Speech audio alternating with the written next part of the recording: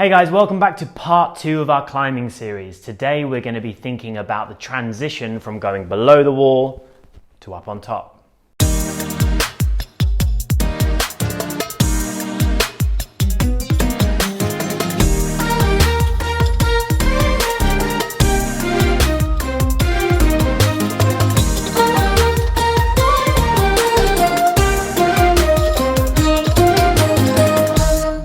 For this lesson, you need a little more than usual. You need a kitchen counter or a wall. You'll need 2 large water bottles and your dining room table. Please make sure you're allowed to use all these things. If you live in an apartment, maybe you can check out your parking area. Please go with an adult to make sure that you can do these things. Or if you live in a villa, maybe you've got some walls around. Now over to Coach Connor with the warm-up. Okay guys, let's get ready for our climbing. So we know the drill with our warm-ups. We're trying to get the body through a range of motion, usually by rotating it, getting it through that full range of motion, and then we want to activate some of the muscles as well. If you get lost during this, I'm going to be doing 5 to 10 rotations of each, just depending on where you're at, how much time you have to warm up. Obviously the more you warm up, the more ready your body will be, and also you're going to start to get a little bit more mobility, which will help you out later. But 5 to 10 should be enough to get you ready and prepared for these activities. We're going to start with our wrists.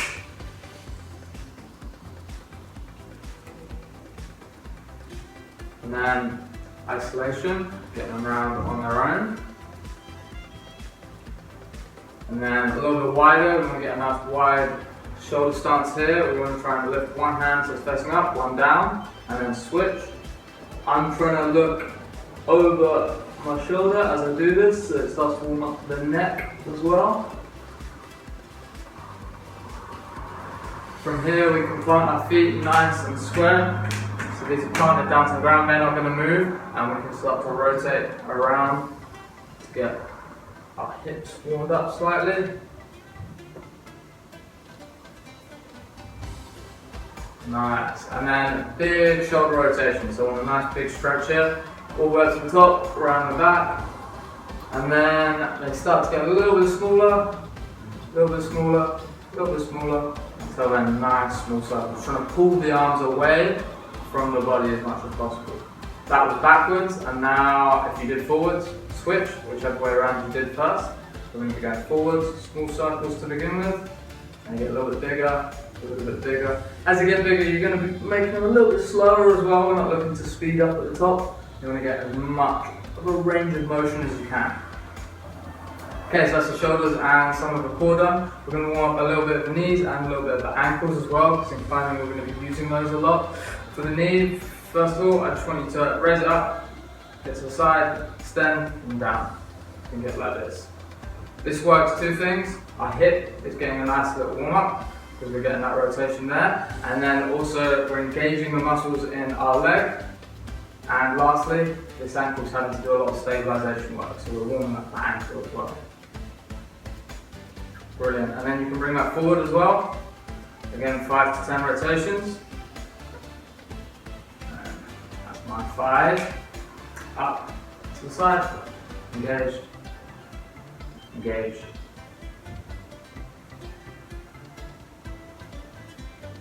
Brilliant. For added challenge, you can see if you can do this without the rotation leg touching the ground at all. That will mean that you're having to work a lot more stabilisation on the balance leg. Brilliant, so pretty warm. Just to finish off with the knees, I want little squats, so we're going to be going little dips, small dip, and then make it a little bit bigger, until you get a full range of motion squat, all the way down, all the way up.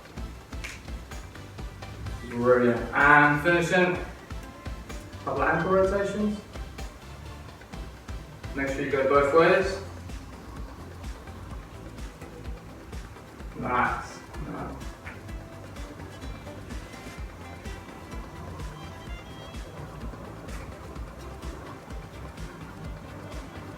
Brilliant guys, I hope you're ready and prepared. I'm going to bring you back over to the boys, whichever way they are, and then you can have some fun with learning some more climbing. See you later. Okay, so rather than a specific warm-up today, we've devised a conditioning routine for you to do at home that's going to help towards your climbing. So even if you find some of the following techniques difficult, this is going to help you along that journey. Now this is going to stay the same over all 3 videos, so you can have the time to be consistent with this and build it into your routine. Even after these videos are over, this is a good set of exercises for you to be doing. So we're splitting up the exercises into 2 sets. We'll explain exactly how this works afterwards, but I want to run through the movements with you first. So the first movement is a dip. So this is going to be working on our arms and our triceps in particular. So we need the corner of your kitchen counters would be ideal. Place your hands below your shoulders and bend your arms as much as you can, as long as you can still lift back up. So don't go so far down that you can't get back up afterwards. The second exercise is a row. So we're going to do this laying underneath our table. Grab onto the edge with your hands and we're pulling, trying to get the middle of our chest to the edge of the table, okay? If you can't make it all the way, that's fine. You can also add a little bit of support with your feet to make the exercise a little bit easier. The next exercise is going to be for our core, because our core is so important for us in climbing. So we are going to be raising our legs up in front of us, laying on the floor. So we're trying to get the feet as high as you can and slowly bring them down and repeat.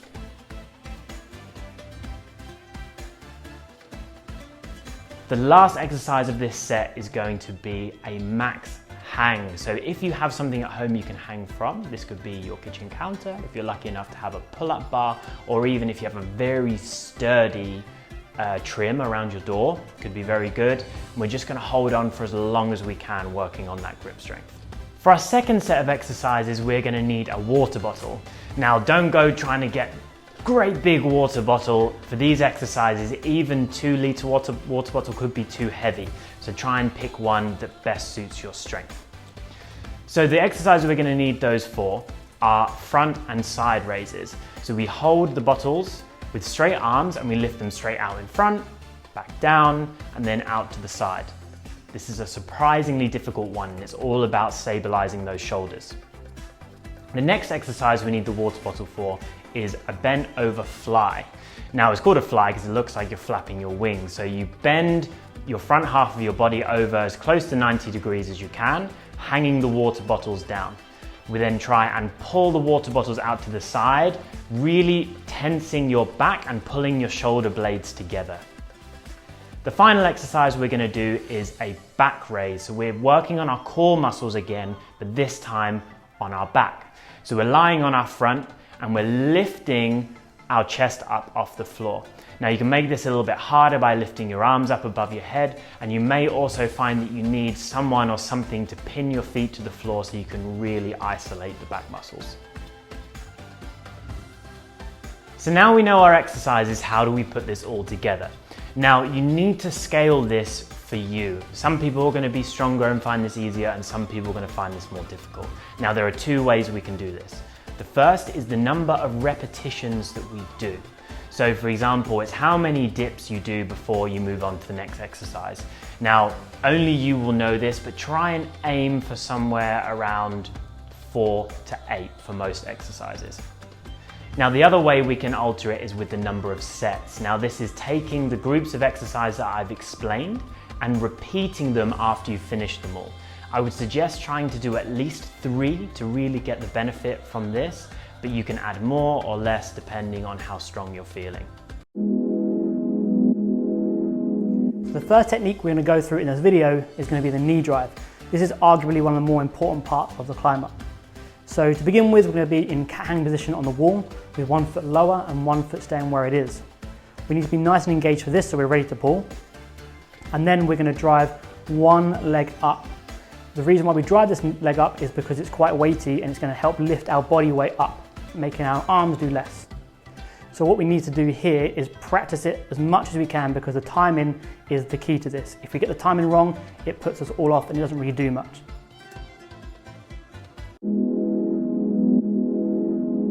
So now we've mastered the knee drive, let's start to put it into application. So we're going to do our first essentially full climb up at this stage. So for us to be able to do the elbow climb up, we're going to need to be able to do our knee drive, at least getting our chest up above the wall.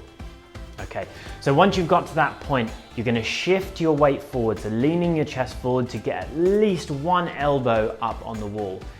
Very quickly, if not at the same time, the other elbow comes to meet, and we're going to push down to lever your chest up over your elbows. Now, I know you're thinking, you've told me, Coach Harry, never to use my elbows. Now, if you need to get on a wall, and the only way you can do it is with your elbows, that's fine. But for the sake of practicing, just make sure that the surface you're climbing on is not gonna hurt you, okay? It's not gonna be as comfortable as a full climb up, but it's an option. So again, levering yourself up, transferring yourself onto your hands so you finish in the front support position.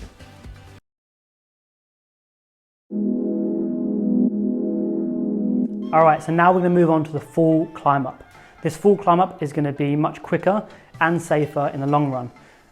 Moving on from the elbow one, where it kind of is a little bit slow and is a little bit sloppy, we want to try and get this nice clean climb up.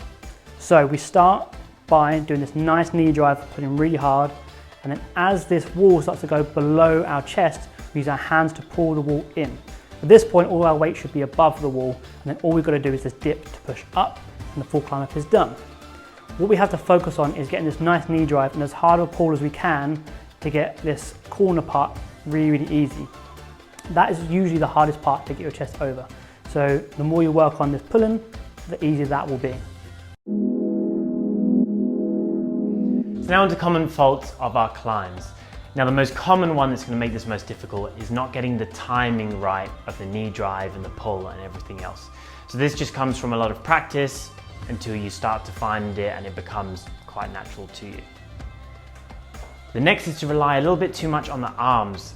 As we found out before, the legs are vitally important in the climb, so making sure that knee drive is effective, pushing your feet down onto the wall is going to help you out a lot. The third common fault is using our knees. Now, although we haven't covered getting all the way up on top of the wall in this video, that's in the next one, I'm sure you will be climbing up on top, so make sure you're not using the knees. And finally, make sure you're doing the conditioning. Now, we've said this a few times already, but we're going to keep saying it until it gets into your brain.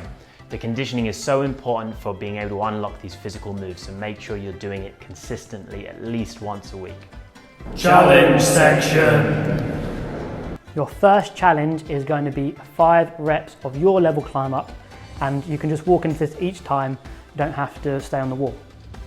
The second challenge is going to be 5 reps of your climb up. Every single time that you do your climb up, you can get down to rest and then go back into it. The third challenge is going to be no resting in between. So you're going to be in cat hang, you do all 5 climb ups without getting back down. This one's really difficult, so please send us your clips because I want to see this. So we hope you enjoyed today's video, climbing number 2. Please stay tuned next week for the last installment of this climbing series. And just like I said last week, make sure you're staying consistent with your conditioning. There is no substitute for it, and it will take you a lot longer to get there if you're not doing it, so keep it up. Again, please leave us a comment if you are struggling with it, or just to kind of show off what you have been doing with it. It'd be really good to know those journeys. Exactly, and the best place to send us a video is via Instagram. So tag us or send it to us via direct message at Parkour DXB or at Parkour DXB_kids. See you in the next video. Bye.